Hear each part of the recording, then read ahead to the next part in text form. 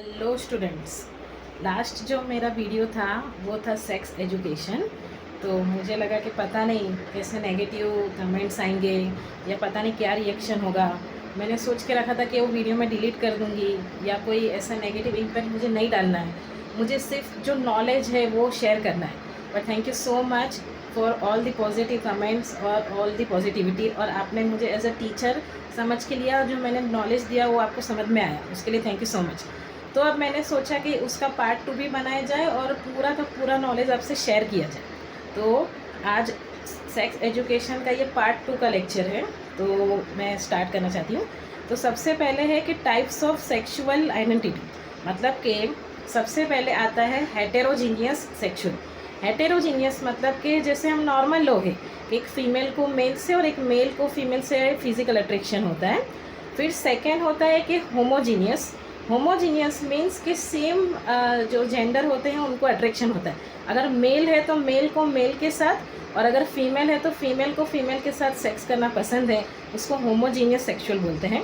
और बायोसेक्सुअल मतलब कि जिसको मेल और फीमेल दोनों के साथ ही सेक्स करना जमता है, मेल के साथ भी और फीमेल के साथ भी, मतलब दोनों ही जेंडर में वो सेक्स कर पाए, उसको बायोसेक्सुअल बोलते हैं। तो जो होमोसेक्सुअल में जो जेंट्स जेंट्स करते हैं, तो कुछ लोग उसको गे भी बोलते हैं और कुछ लोग उसको होमोजीनियस भी बोलते हैं। और अगर लेडीज़ अगर सेक्स करती है तो उसको लेस्बियन कहा जाता है, जो आजकल कोई भी ओटीटी में या किसी वेब सीरीज़ में या मूवी में कॉमनली बताया जाता है कि लेडीज़ आपस में सेक्स कर रहे हैं, तो उसको बोलते हैं लेस्बियन।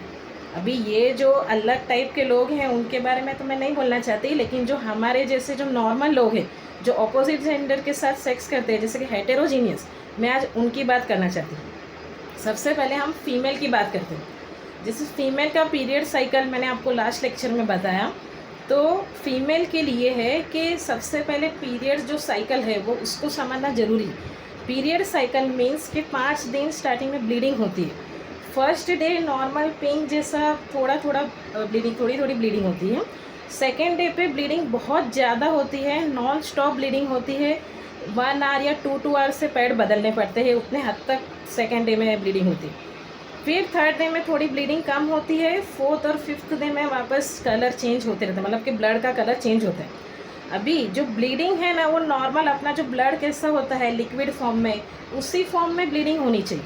अगर ब्लीडिंग कोई गांठ जैसी या थिकनेस है, या शैम्पू कैसा रहता है वैसा थिकनेस वाला जो ब्लीडिंग हो रहा है, क्लॉट बोलते हैं हमारी लैंग्वेज में, बोलते हैं गांठ जैसा पड़ रहा है या क्लॉटिंग जैसा हो रहा है, तो इमीडिएटली अपने गायनोकोलॉजिस्ट को बताइए। क्योंकि जो 5 दिन की ब्लीडिंग है, 24 आवर्स ब्लीडिंग हो रही है, तो उसमें ब्लीडिंग नॉर्मल जैसा ब्लड निकलता है वैसे ही निकलना चाहिए। एकदम नॉन स्टॉप क्लॉटिंग होता है तो वो ठीक नहीं है, उसके लिए गायनोकोलॉजिस्ट को बताना ज़रूरी है।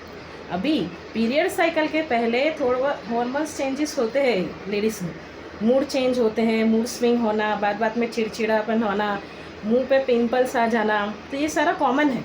और पीरियड होने के बाद सारा पिंपल्स सब चले जाता है, हार्मोन सब ठीक हो जाता है, जो मूड स्विंग होता है वो भी ठीक हो जाता है। लेकिन ये सारी बात किसी जेंट्स को पता नहीं होती है, जो अपना पार्टनर होता है, जो सेक्स पार्टनर होता है, तो उसको उस टाइम पे सेक्स चाहिए, और हम लोग जो लेडीज़ है वो उस टाइम पे पेन से गुजरते हैं, तो शायद कहीं ना कहीं दोनों में झगड़ा या अनबन हो सकती है। तो सबसे बेस्ट वे है कि अपना जो भी सेक्स पार्टनर है उसको उस पीरियड की डेट पता होनी चाहिए, ताकि उसको रियलाइज़ हो कि अगर समझो मेरी 1 जनवरी पीरियड डेट है, इट मीन्स कि मैं 31 या 30 को मेरा चिड़चिड़ापन होगा, मूड स्विंग होगा, पिंपल्स आएंगे। क्यों? क्योंकि मेरी पूरी बॉडी में हार्मोन चेंजेस हो रहा है, ब्लीडिंग आती है। 5 दिन तक नॉन स्टॉप ब्लीडिंग को सहन करना इतना आसान नहीं है। ये हुआ लेडीज़ की बात। अभी किसी लेडीज़ को मतलब वो वर्जिन है कि नहीं कैसे पता चले? वर्जिन का मतलब होता है कि कभी सेक्स किया ही नहीं है। अभी जो न्यूली मैरिड है या अभी शादी हुई है, स्पेशली अरेंज मैरिज हुआ है, तो पता कैसे चलेगा कि वो जो लेडी है वो आपके लिए हॉनेस्ट है? तो उसका सबसे पहला वे है कि उसके पीरियड साइकिल को पहले तो पूछ लीजिए कि सबसे मेन है कि रेगुलर पीरियड आना चाहिए। कि समझो जनवरी 1 जनवरी को पीरियड आया है, तो नेक्स्ट पीरियड 1 फेब को या 2-3 दिन आगे पीछे होना चाहिए। लेकिन अगर किसी लेडी को पीरियड 1.5 महीना 2 महीना या इंक्रीज़ होकर आ रहा है या इरेगुलर आ रहा है, तो वो ठीक नहीं है।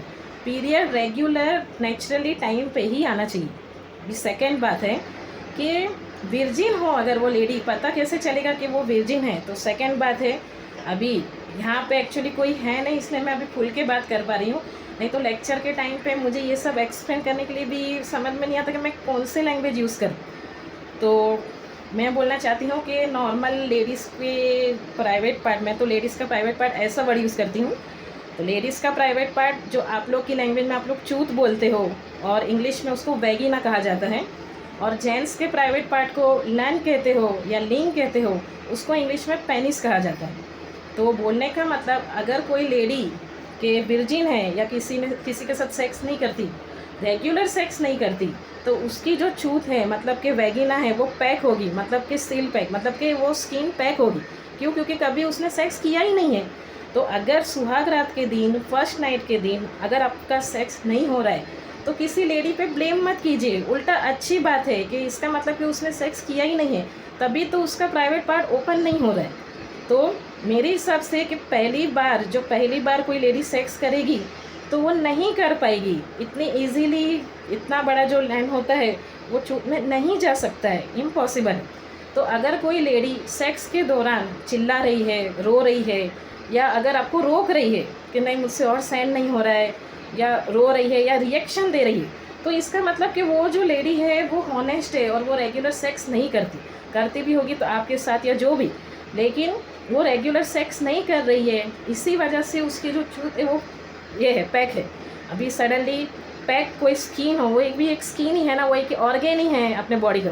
तो अगर किसी लेडी के ऑर्गेन में, चूत में अगर आप नैन डालते हो ऐसे, तो वो पैक है तो वो ओपन ही कैसे होगा फर्स्ट टाइम में? तो वो ऑब्वियसली वो लेडी चिल्लाएगी, रोएगी या रोकेगी। तो फिर धीरे धीरे ये ऐसे करके ये पूरा लैंड जाएगा, या तो सेकेंड या थर्ड टाइम पे सेक्स होगा उस टाइम पे। लेकिन अगर कोई लेडी चिल्ला ही नहीं रही है, मज़े ले रही है, मतलब सेक्स के टाइम वो बिल्कुल भी चिल्ला नहीं रही है, रिएक्ट नहीं कर रही है, एन्जॉय कर रही है, आपको रोक भी नहीं रही है, तो इसका मतलब वो रेगुलर सेक्स करती है। क्यों? क्योंकि उसका जो प्राइवेट पार्ट है मतलब कि चूत है वो ओपन है और वो इजीली आपका नन उसमें जा रहा है। तो इसका मतलब वो ओपन कब होगा? जब पहले किसी के साथ सेक्स किया होगा। तो यही वे है किसी लेडी को जानने का कि वो आपके लिए हॉनेस्ट है कि नहीं, वो वर्जिन है कि नहीं। क्या है कि भाई उसका जो चूत है वो वहाँ पे इजीली जा रहा है, इसका मतलब वो रेगुलर सेक्स कर रही है, और या वो उसका जो पैक है और इजीली नहीं जा रहा है और सेक्स के दौरान वो रो रही है, रोक रही है, या बहुत इंटेंस पेन फील कर रही है, इसका मतलब वो रेगुलर सेक्स नहीं कर रही है। अभी सेकेंड पार्ट है कि अगर अरेंज मैरिज है या कोई भी, अभी फर्स्ट टाइम में तो हम किसी के साथ सेक्स नहीं करेंगे, तो हमको पता कैसे चलेगा कि कौन सा पार्टनर हमारे लिए सही है? तो कभी भी गाली देने के टाइम है ना, ये सेकेंड फिंगर यूज़ किया जाता है। तो कभी सोचा है गाली के लिए सेकेंड फिंगर ही क्यों फर्स्ट, थर्ड या थंब या बाकी कोई फिंगर क्यों नहीं यूज़ किया जाता? अभी सेकेंड फिंगर का मतलब होता है कि जो भी हमारा प्राइवेट पार्ट होता है, जैसे लेडी का या जेंट्स का, तो वो ये साइज़ का होता है।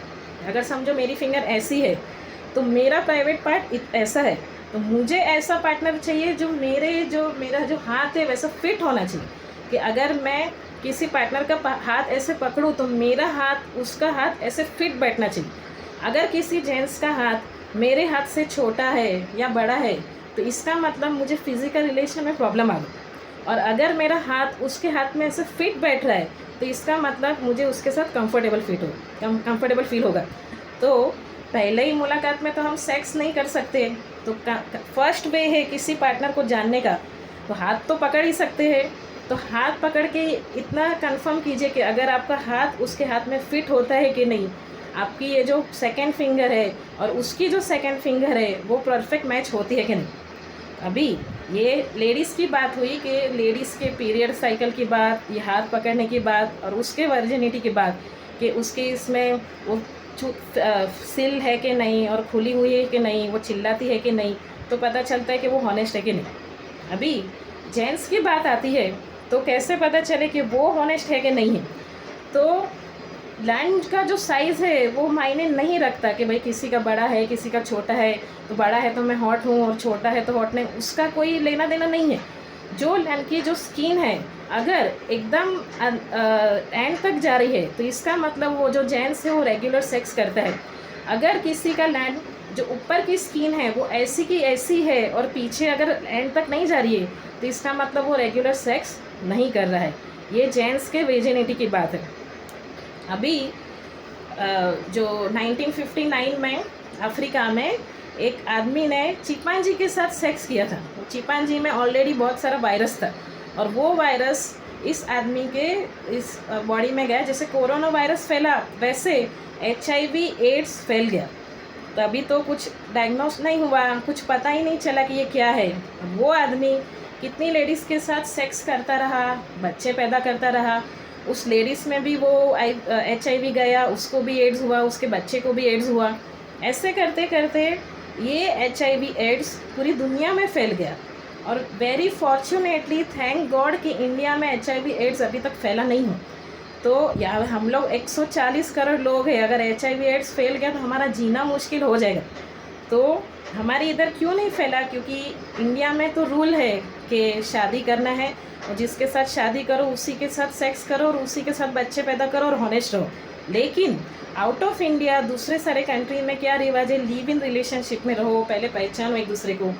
तो लिव इन रिलेशनशिप में कोई भी लड़का या लड़की 6 महीना रहे साथ में तो कहीं ना कहीं झगड़ा होता ही है, कहीं ना कहीं वो ब्रेकअप तक बात आती है और रिलेशन टूट जाता है। तो ऐसे करते करते आउट ऑफ इंडिया के जो लोग हैं लिव इन रिलेशनशिप के नाम पे बहुत सारे लोगों के साथ सेक्स करते हैं। इसके साथ हुआ, उसके साथ हुआ, यहाँ ब्रेकअप हुआ, वहाँ ब्रेकअप हुआ, उस रिलेशन में है और शादी किसी और के साथ ही होती। और जब बच्चा पैदा करने का टाइम आता है उस टाइम पे उस जेंट्स के पास क्वांटिटी और क्वालिटी में स्पर्म बचता ही नहीं है। तो इसीलिए वहाँ पे IVF सेंटर ज़्यादा है। लेकिन जब मैं अभी देख रही हूँ कि यहाँ पे भी IVF सेंटर खोल के रखा है तो ऐसा लगता है कि अब क्या इंडियन मेल्स के पास क्वांटिटी या क्वालिटी वाले स्पर्म नहीं बचे जो हमको जगह जगह पे ये IVF सेंटर खोलना पड़ रहा है। तो मेरे कितने पहचान वाले, कितने लोगों को देखा मैंने रिलेटिव्स में, फ्रेंड सर्कल में, यहाँ तक कि नेबर्स लोग भी, हर 10 में से 2 लोग IVF करा रहे। और ऐसा नहीं है कि उनके हस्बैंड फिज़िकली फिट नहीं है या उन दोनों में प्यार नहीं है। हस्बैंड भी फिज़िकली फिट है, वाइफ भी फिज़िकली फिट है, दोनों में प्यार भी है, तभी भी IVF कर रहे हैं। तब मुझे ऐसा रियलाइज़ हुआ कि एक्चुअल में जो सेक्स का पोजीशन है वो ही शायद इनको पता नहीं है, इसलिए ये हो रहा है। तो ये सब जानना ज़रूरी है। अभी मैंने जैसे लास्ट लेक्चर में बोला कि अगर बच्चा चाहिए तो पीरियड स्टार्ट होने के 12th, 13, 14, 15 ये 4 डेज़ में आप सेक्स करो, कंसीव मतलब कि वो लेडी प्रेग्नेंट हो सकती है। अभी प्रेगनेंसी के लिए अभी समझो कि किसी लेडी के समझो सेक्स वाला पोजीशन है तो जो ओवरी है वो है ना यहाँ पे साइड में है और यूट्रस यहाँ पे है। तो प्रेगनेंसी के लिए एग फर्टाइल करने के लिए 15 मिलियन स्पर्म चाहिए। वो 15 मिलियन स्पर्म आपके ओवरी में जाएगा तब वो लेडी प्रेग्नेंट होगी। तो इसका मतलब सेक्स करने के दौरान आपकी वाइफ जो जब भी मतलब बच्चा चाहिए तब, तो जब वो सोएगी, लेटेगी, तो उसके जो लेग्स हैं ना वो ऐसे 90 डिग्री पे रखिए। मतलब कि उसके लेग्स को अपने शोल्डर पे रखिए ऐसे, और हो सके तो उसको ऐसे 90 डिग्री पे रखिए। मतलब कि उसका जो स्पाइनल कोड बॉडी ऐसी है और जो पैर है वो ऐसे आपके शोल्डर पर रखिए।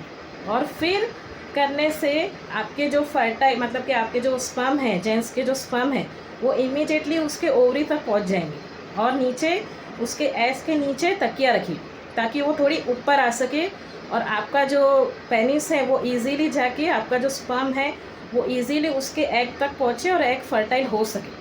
तो ये करेक्ट वे है सेक्स करने के लिए। मोस्टली लेडीज़ लोग लेटते हैं और ऐसे ही 180 डिग्री पे पैर रख के करते हैं तो स्पर्म निकलता है लेकिन उसके एग फर्टाइल तक जाता नहीं है, मतलब कि ओवरी तक पहुंचता ही नहीं है उस समय। तो स्पर्म को ओवरी तक या मतलब कि ओवरी तक एग फर्टाइल करने के लिए हम लोग को मतलब कि वो लेडीज़ को स्ट्रेट रखना है और उसके लेग्स को ऐसे अपने शोल्डर तक रखना है 90 डिग्री पे। यही करेक्ट पोजीशन है सेक्स करने के लिए अगर आपको बच्चा चाहिए तो। अभी बच्चा नहीं चाहिए तो कॉन्डम यूज़ किया जाता है, इसे कॉन्डम कहते हैं। मैं फ़र्स्ट टाइम कॉन्डम ली हूँ, आज मुझे भी शर्म आ रही थी मेडिकल में जाके बोली हो कॉन्डम चाहिए। तो आप लोग को ये एक्सप्लेन करने के लिए, तो ये कॉन्डम कहा जाता है, थिनेस्ट है या अजीब अजीब इसमें फ्लेवर भी आते हैं। तो ये कॉन्डम होता है और ये जेंट्स का प्राइवेट पार्ट मतलब के पेनिस मतलब के लूम, तो वो इसमें ऐसे डालते हैं। ऐसे ऐसे करके, और फिर अगर वो इंसल्ट करे तो प्रेगनेंसी के चांसेस कम हैं। लेकिन मेरे हिसाब से देखिए ये इतना थिनेस्ट है, इसमें से एक भी बूंद अगर किसी लेडी के एग फर्टाइल में गई तो वो प्रेग्नेंट हो सकती है। कॉन्डम प्रोटेक्शन के लिए है, लेकिन 100% प्रोटेक्शन नहीं बोल सकते इसको। ये इतना थिनेस्ट है कि इसमें से एक बूंद पानी निकलना बहुत ही ईजी है। तो हर एक कॉन्डम ऐसे थिनेस्ट ही होते हैं। क्यों? क्योंकि जेंट्स को इजीली फील करा सकें। जो कॉन्डम है ना वो ठीक हो ना तो वो प्रोटेक्टिव हो सकता है। अगर ये पतला है, इतना थिन है कि ये देखिए इजीली ऐसे ही कोई भी एक बूंद पानी तो इसमें से इजीली निकल सकती है। तो इसको कहते हैं कॉन्डम। अभी नेक्स्ट है कि अगर आपने अनप्रोटेक्टिव सेक्स किया, अनप्रोटेक्टिव मतलब कि सडनली बिना डेट सोचे, बिना कॉन्डम के इमोशनल होके अपने सेक्स कर लिया अपने पार्टनर के साथ, अब भाई आप प्रेग्नेंट हो गए, आपको प्रेगनेंसी नहीं चाहिए, तो कभी भी अनप्रोटेक्टिव सेक्स करो ना। ये स्पेशल मैसेज है आज की लेडीज़ लोग के लिए, आज की लड़की लोग के लिए जो 2-3 रिलेशनशिप में रहते हैं, बिंदास सेक्स करते हैं, कहीं प्रेग्नेंट हो गई शादी से पहले तो क्या करूँ। तो प्रेगनेंसी रोकने के लिए ये एक मेडिसिन है जिसे आई-पिल कहते हैं। आई-पिल जिसमें ये एक ही मेडिसिन आती है, ये आई-पिल है। आई-पिल बोला जाता है, उसको कॉन्ट्रासेप्टिव पिल्स कहा जाता है, जो प्रेगनेंसी रोकने के लिए काम आती है। इसको आपको जिस दिन सेक्स किया उसके 78 आवर्स के अंदर, मैं तो बोलती उसी दिन ले लेना चाहिए इमीडिएटली। अगर आपने अनप्रोटेक्टिव सेक्स किया है, अनप्रोटेक्टिव सेक्स जिस दिन किया, आपको लगा कि मैं इमोशनल होकर मैंने मेरे पार्टनर के साथ सेक्स कर दिया, लेकिन मैंने अपनी जो पीरियड डेट है वो भूल गई, उसने कॉन्डम भी यूज़ नहीं किया, तो इमीडिएटली उस लेडी को ये आई-पिल यूज़ करना है। उस आई-पिल में ये एक ही मेडिसिन आती, ये एक ही मेडिसिन इमीडिएटली लेना है ताकि आप प्रेग्नेंट ना हो। ये 100% सिक्योर्ड पिल है। ये खाने से कभी भी प्रेगनेंसी नहीं आएगी अगर आपको बच्चा नहीं चाहिए तो। अभी सेकंड है कि आपको पता कैसे चलेगा कि प्रेगनेंसी आ गई। नॉर्मल है कि पीरियड रेगुलर आना चाहिए। अगर समझो मेरी 1 जनवरी डेट है तो फिर नेक्स्ट पीरियड मेरा 1 फेब को आना चाहिए।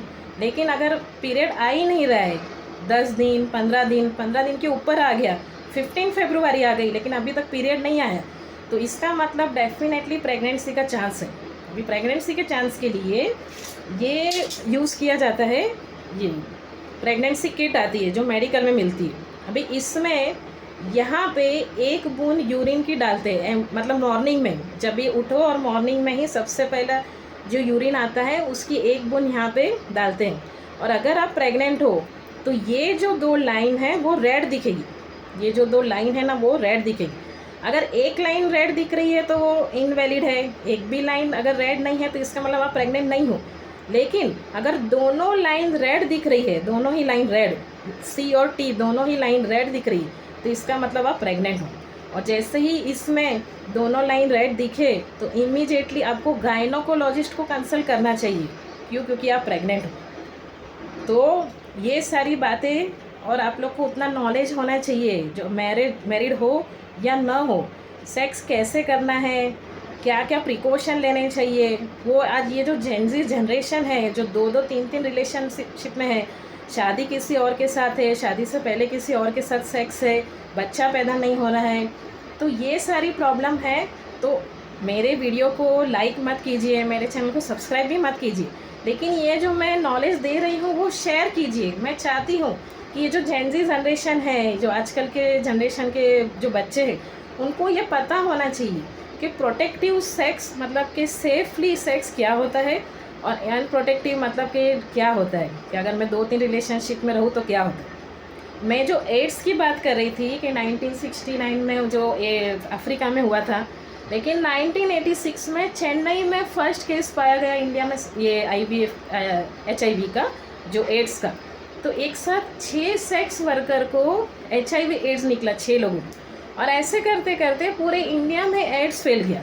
वो तो लकीली ट्रीटमेंट से सब ठीक हो गया। लाइक तो सोचो कि हम 140 करोड़ लोग हैं और ये HIV एड्स कितना इजीली फैल सकता था। मतलब कि बोलने का मतलब कि सेक्स वर्कर जो होते हैं, जो रंडी कहा जाता है, सेक्स वर्कर, कॉल गर्ल्स, जो पैसे के लिए सेक्स करते हैं, वो उनका पेशा है। पैसे कमाने के लिए वो कोई भी जेंट्स के साथ सोते हैं, तो सोचो उनके यूट्रस में कितने सारे लोगों का, कितने सारे जेंट्स लोग का स्पर्म जमा होता है, और ऐसे लोग को 100% चांस होता है HIV एड्स कनेक्ट होने के लिए। तो चेन्नई में फर्स्ट केस पाया गया जिसमें 6 लेडीज़ लोग एक साथ HIV पाई गई। ऐसे करते करते ऑल ओवर इंडिया में चला गया वो, मतलब ऑल ओवर इंडिया में एड्स फैल गई। तो बोलने का मतलब कि अगर आप किसी कॉल गर्ल के पास जा रहे हो या किसी रैंडी के पास या बियर बार या जो भी, तो कंफर्म करो कि वहाँ पे उसको एड्स तो नहीं है, HIV तो नहीं है, नहीं तो आपको भी वो एड्स हो जाएगा। और फिर जब आप घर पे आओगे और अपनी लेडी या अपनी गर्लफ्रेंड या वाइफ के साथ करोगे तो उसको भी एड्स हो जाएगा। ऐसे करते करते ये एड्स फैलते जा रहा है, जैसे कोरोना फैला वैसे। तो it's humble request to you, इन सारी प्रॉब्लम का है ना एक ही सॉल्यूशन है कि आप एक के साथ हॉनेस्ट रहो। Honesty is the best policy. सिर्फ मरते दम तक ना किसी एक के साथ ही सेक्स करो, मरते दम तक उसी के साथ हॉनेस्ट रहो। जिसके साथ सेक्स कर रहे हो उसी के साथ शादी और उसी के साथ बच्चा, और मरते दम तक उसी के साथ रहना है। तो ये सारी प्रॉब्लम कभी आएगी ही नहीं। हमको कभी ये सरोगेसी और ये IVF सेंटर और ये एड्स, इन सब का सामना कभी करना ही नहीं पड़ेगा। तो ये जो जेनजी जनरेशन है, इंस्टाग्राम वाली जनरेशन है, जहाँ पे एक रिलेशनशिप में रहना बहुत ही मुश्किल है, लेकिन it's humble request to you, please कम से कम सेक्स एजुकेशन में समझ के लीजिए कि सेफ़ सेक्स क्या होता है, और अगर सेफली सेक्स नहीं किया तो प्रिकॉशन क्या लेना चाहिए। तो प्लीज़ इस वीडियो को शेयर कीजिए। Thank you.